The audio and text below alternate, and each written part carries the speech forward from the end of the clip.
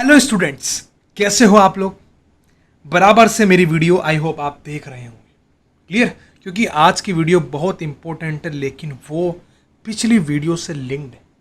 अगर आपने previous classes में जो मैंने कोर्सेज प्रोवाइड किए हैं, जो वीडियोस बनाई है, वो नहीं देखी है, तो आपको ये वीडियो शायद कम समझ आए। क्लियर, क्योंकि लिंक्ड है, रिमाइंडर थ्योरम से लिंक है। ठीक है, बाकी कांस्टेंट पॉलिनोमियल्स सब कुछ इसके अंदर आ रहा है। तो आज का चैप्टर स्टार्ट करते हैं बच्चों। आई होप आप बराबर से एंजॉय कर रहे होंगे। क्लियर, तो रेडी हो जाओ, फटाफट से फैक्टर थ्योरम को समझते हैं। ओके, ठीक है बच्चों, फैक्टर थ्योरम को समझने से पहले मैं थोड़ा सा आपको बता देता हूँ कि फैक्टर थ्योरम कुछ नहीं है। आपने अभी तक जो नंबर्स पे फैक्टर्स के बारे में समझा है, उसी का थोड़ा सा एक पॉलिनोमियल वाला वेरिएबल वाला पार्ट है। समझ रहे हो बच्चों? ठीक है, तो क्यों ना हम पहले उन नंबर्स के बारे में ही देख लें, उनके फैक्टर्स के बारे में देख लें भाई क्या है, फिर उनको इससे कंपेयर कर लें ताकि आपको फटाफट से समझ में आ जाए। स्टेटमेंट को जाने दो, अभी देखो फटाफट से। मैंने एक नंबर ले लिया 10, उसका मैंने फैक्टराइज किया, तो मैं 2 से कर सकता हूँ फैक्टराइज, तो मैंने किया, यहाँ पर 5 आ गया।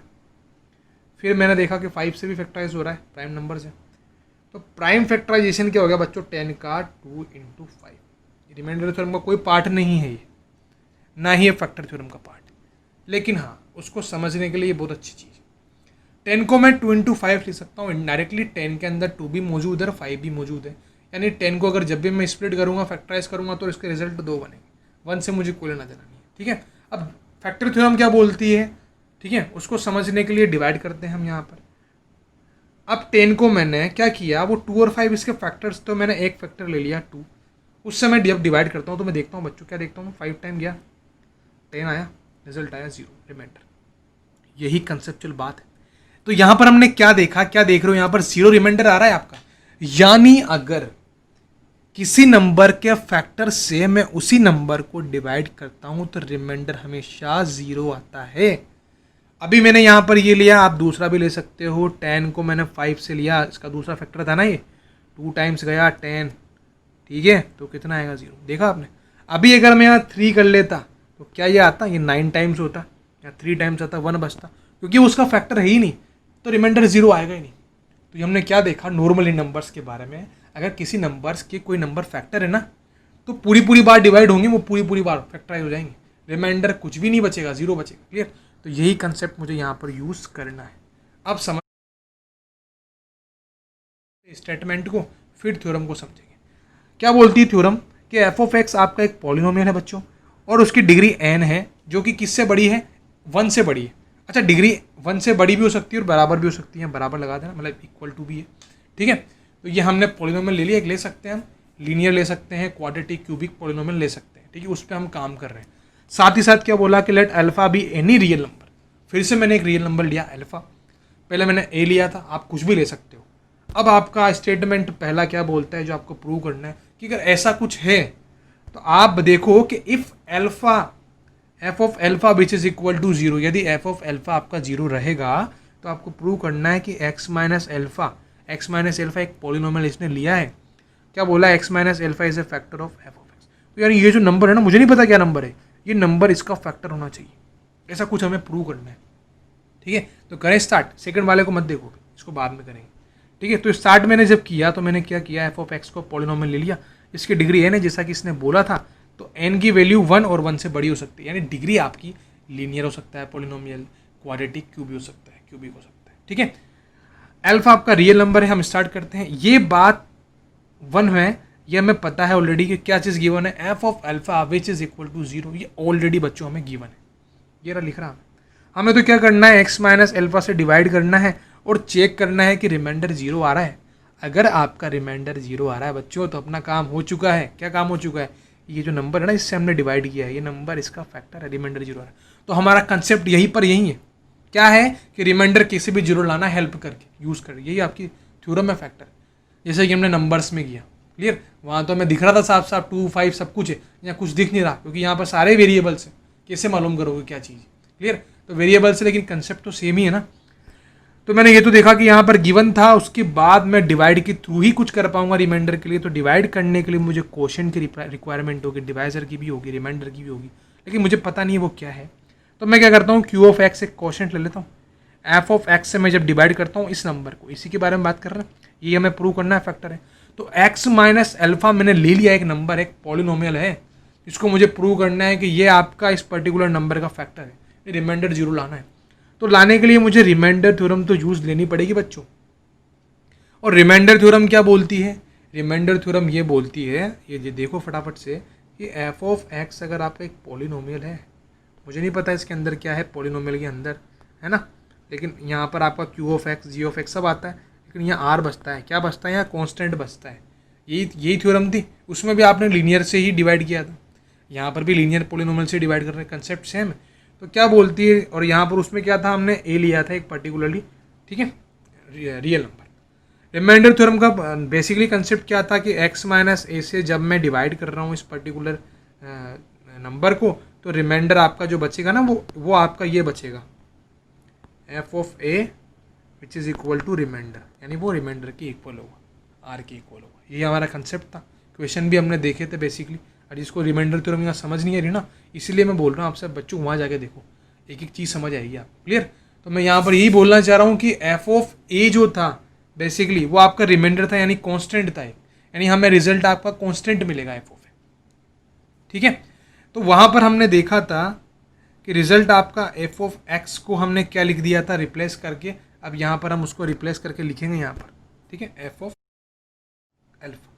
अब इसको मैंने क्यों लिखा रिमाइंडर थ्योरम से, एफ ऑफ एल्फा कैसे हो गया, यहाँ तो रिमाइंडर आना चाहिए, यहाँ पर तो आर की जगह एफ ऑफ एल्फा कैसे हो गया बच्चों, क्योंकि आपने जस्ट अभी देखा मैंने क्या बोला है, देखो इधर, ये मैंने बोला था अभी जस्ट एक मिनट, ये रहा, ये बोला ना मैंने, एफ ऑफ ए रखता हूँ जब मैं, तो रिजल्ट मुझे आर मिलता है, तो आर को क्या मैं ऐसे भी तो लिख सकता हूँ, और उस केस में ए लिया था, अभी मैंने अल्फा ले लिया, तो आर को मैं ऐसे लिख सकता हूँ ना, यानी मैंने नंबर लिख के रिजल्ट आया तो मैंने ऑपोजिट रिजल्ट मैंने यूज़ किया है, यही मैंने यहाँ पर काम लिया है।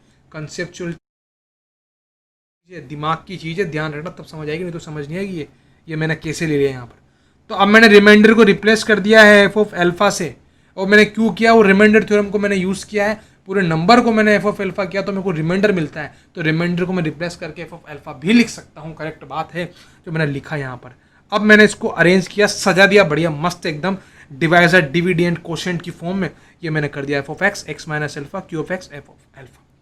अब बच्चों मुझे पता है कि एफ ऑफ एल्फा गिवन था मुझे 0, तो मैंने 0 कर दिया यहाँ पर। और बच्चों यही तो मेरा कंसेप्ट था कि अगर मैं डिवाइड करता हूँ किसी पर्टिकुलर नंबर के को इस नंबर से डिवाइड करता हूँ तो रिजल्ट आता है, तो उस केस में अगर रिमाइंडर आपका 0 है, कुछ याद आया, ये रहा यहाँ पर ऐसा कुछ क्या था, 0 है अगर, तो वो उसका फैक्टर है, ये फैक्टर है। तो यहाँ पर भी वही कंसेप्ट है बच्चों, वही फैक्टर है यहाँ पर, क्लियर, ठीक है। तो यहाँ पर x माइनस एल्फा इसका फैक्टर होगा, ये कंसेप्ट क्लियर हो गया, इफ एफ एल्फा बराबर 0 होगा।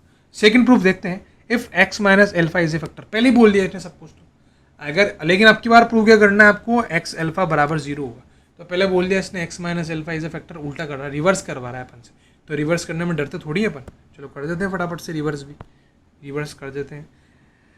x minus alpha is a factor of f of x. This means x minus alpha divides f of x. Therefore, remainder will be 0. ठीक है, क्योंकि हमें थोड़ी देर पहले हमने सीखा है कि किसी भी नंबर को अगर हम डिवाइड करते हैं, ठीक है, और वो पूरी बार डिवाइड हो रहा है, उसका फैक्टर है, तो रिमाइंडर 0 आता है। ये बिल्कुल करेक्ट बात है, अभी हमने करी है, जस्ट आपने देखा है अभी कंसेप्ट को, ठीक है, क्योंकि पहले एफ ऑफ एल्फा बराबर 0 था, हमने ये कंसेप्ट प्रूव किया था कि x माइनस एल्फा उसका फैक्टर होगा अगर वो 0 होगा, तो उल्टा भी कर सकते हैं ना, तो ये फैक्टर अगर दे रखा है ओबियसली तो रिमाइंडर आपका 0 होगा, क्लियर। अब इसको यूज़ करते हैं, तो एफ ऑफ एक्स का x मैंने सब कुछ लिख दिया, रिमाइंडर आपका 0 है बेसिकली, तो एफ ऑफ एल्फा में रखता हूँ यहाँ पर, ठीक है, एफ ऑफ एल्फा पे जब मैं अंदर रखता हूँ, तो ये बोला था उसने एफ ऑफ एल्फा रख के देखना है हमें, यही थ्योरम थी आपका, क्लियर। तो एफ ऑफ एल्फा जैसे मैंने रखा तो ये हो गया मेरा 0, सब रिजल्ट आ गया 0, क्लियर। तो एफ ऑफ एल्फा बराबर 0, यानी एफ ऑफ एल्फा उस केस में आपका 0 होगा। एक बार फिर से पढ़ लो आप, ये रहा, ठीक है, यानी एफ ऑफ एल्फा अगर 0 होगा तो ये आपका फैक्टर होगा, ये पहली इक्वेशन है। और सेकंड वाले में अगर ये फैक्टर होगा तो ये एफ ऑफ एल्फा बराबर 0 होगा, हमने प्रूव कर दिया, क्योंकि एक्स बहुत इजी था, सेकंड वाला तो बहुत ही ज़्यादा ईजी था, पहले से पैटर्न पर बेस्ड है, पहले वाले के थ्रू किया है मैंने वो, क्योंकि एक्स माइनस एल्फा बच्चों मुझे पता है, एक्स माइनस एल्फा अगर फैक्टर है तो बेसिकली रिमाइंडर मेरा 0 आना है, तो मैंने बेसिकली रिमाइंडर वाले पोर्शन को पहले ही जीरो कर दिया, देख रहे हो आपको यहाँ पर, ये मैंने पहले ही जीरो कर दिया, रिमाइंडर ये जीरो कर दिया, ठीक है। अब आपको इतना सा करना था कि एफ ऑफ एल्फा का रिजल्ट जीरो प्रूव करना है, तो जीरो लाना है, तो मैंने डायरेक्ट रख दिया एफ ऑफ एक्स की जगह एल्फा, तो अपने आप जीरो आ गया, ये मेरे को प्रूव करना था। समझ आ गई? क्वेश्चन देखें, चलो पहला क्वेश्चन आज का, ज़्यादा करूंगा नहीं, आपको ट्राई करना है। Show that x minus x plus one is a factor of this polynomial, particular लिख दिया मैंने। तो मैंने क्या करना है, यहाँ पर फैक्टर थ्योरम को यूज़ करना है।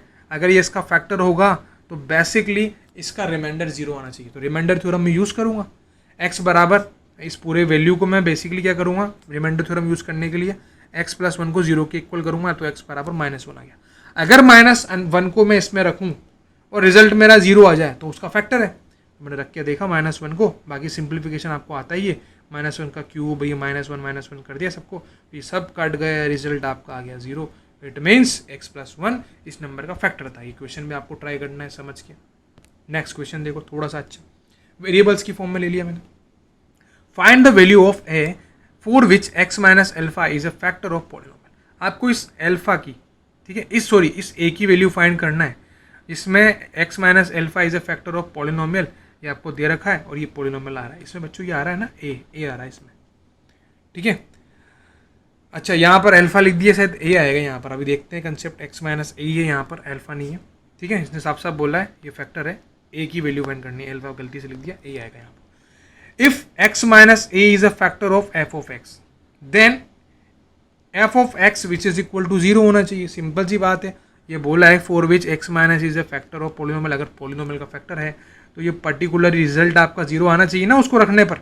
इस एल्फा को यानी ए को रखूंगा अगर मैं जब रिजल्ट में, तो इस पूरे की रिजल्ट की वैल्यू जीरो आना चाहिए ना। अगर आपका फैक्टर है तो जीरो आना चाहिए, remainder, clear by remainder theorem. तो मैंने वही किया, तो एक्स एफ ऑफ ए को मैंने लिख दिया जीरो। तो अब एफ ऑफ ए आपका जीरो है, बेसिकली एफ ऑफ एक्स की वैल्यू इतनी थी, तो मैं कंपेयर कर लूँगा इसको, ठीक है। तो ये पूरे की वैल्यू आपको आ गई जीरो। समझ आई? इसी सा कंसेप्ट है, क्लियर। यानी मैंने इस पूरे को जीरो के इक्वल कर दिया। क्यों कर दिया आपको समझ में आ ही गया होगा, क्योंकि फैक्टर है वो, फैक्टर है तो उसका रिजल्ट एफ ऑफ एक्स का जीरो आना चाहिए। तो एफ ऑफ ए है, तो यहाँ पर देख लो मैंने पूरे में लिख दिया है, एफ ऑफ एक्स था तो रिजल्ट आपका एफ ऑफ ए कर दिया मैंने ए, तो ये रिजल्ट सारा पूरा का पूरा ए की फॉर्मेशन में कंप्लीट हो गया।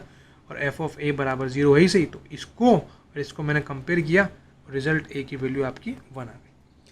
नहीं समझ आया दोबारा से देखना इसको, क्लियर। एक और क्वेश्चन देख लेते हैं, से समझ लेते हैं। फाइंड द वैल्यू ऑफ के if F minus one is a factor of P of x. इस पर्टिकुलर पॉलिनोमियल का अगर ये फैक्टर है, फिर से वही कंसेप्ट, अगर फैक्टर है तो रिमाइंडर जीरो आएगा। यानी एक्स की वैल्यू अगर मैं वन रखूंगा, एक्स बराबर वन रखूंगा इस पूरे नंबर में, एक्स बराबर जैसे एक्स बराबर ए रखा था ना पूरे नंबर में, तो रिजल्ट आपका आना चाहिए, ठीक है। जो रिजल्ट आएगा वही आपका रिमाइंडर है, और रिमाइंडर क्या आना चाहिए, जीरो आना चाहिए, तभी तो फैक्टर है वो। यानी एक्स बराबर अगर वन रखूँ इस पूरी इक्वेशन में, तो ये जीरो के इक्वल आना चाहिए पूरा रिजल्ट, ठीक है। तो अपने आप के निकल जाएगा, वही सेम अभी पहले क्वेश्चन किया था ना मैंने, वैसे ही क्वेश्चन है। तो x माइनस ए अगर फैक्टर है तो एफ ऑफ एक्स बराबर जीरो। अब मैंने इक्वेशन नाम भी दे दिया यहाँ पर।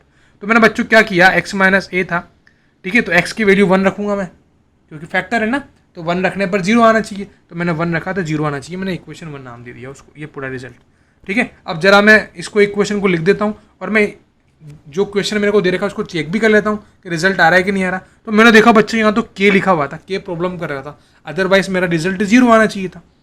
तो मैंने पी ऑफ एक्स जो लिखा था ना, एक्स को एक से रिप्लेस किया और रिजल्ट मेरा जीरो आना चाहिए, ठीक है। तो मैंने लिखा, तो क्या आ रहा है यहाँ तो मुझे पता नहीं क्या है रिजल्ट, लेकिन जीरो के इक्वल होना चाहिए। तो इक्वेशन वन और इक्वेशन टू को जब मैं कंपेयर करूँगा बच्चों वन और टू से, तो बेसिकली इसको मैंने जीरो के इक्वल कर दिया, तो के मेरा निकल गया। इसी सा कंसेप्ट है, आपको बस इस क्वेश्चन को समझने से पहले इतना सा ध्यान रखना है, अगर कोई भी पर्टिकुलर नंबर किसी पर्टिकुलर नंबर का फैक्टर है तो उसका रिमाइंडर आपका जीरो आएगा। तो रिमाइंडर अगर जीरो आएगा तो रिमाइंडर थ्योरम यही तो बोलती है कि आप उस नंबर को उसमें रख के देखो, ठीक है, तो रिजल्ट आएगा वो रिमाइंडर आएगा। तो रिमाइंडर तो ऑलरेडी जीरो है ना, तो जीरो के इक्वल कर दो उसको। समझ पा रहे हो? थोड़ा सा घुमा फिरा के चीज़ है, लेकिन जब क्वेश्चन करोगे तो समझ आ जाएगा कंसेप्चुअली। नहीं समझ आ रहा तो पूछो, मैं दोबारा से वीडियो बनाऊंगा इसके ऊपर, जो चीज़ समझ आ रही है उस पर क्वेश्चन करेंगे बराबर से, ठीक है बच्चों। आज की वीडियो देखने के लिए आपका बहुत बहुत शुक्रिया, धन्यवाद, आपने देखा, बहुत बढ़िया लगा मुझे।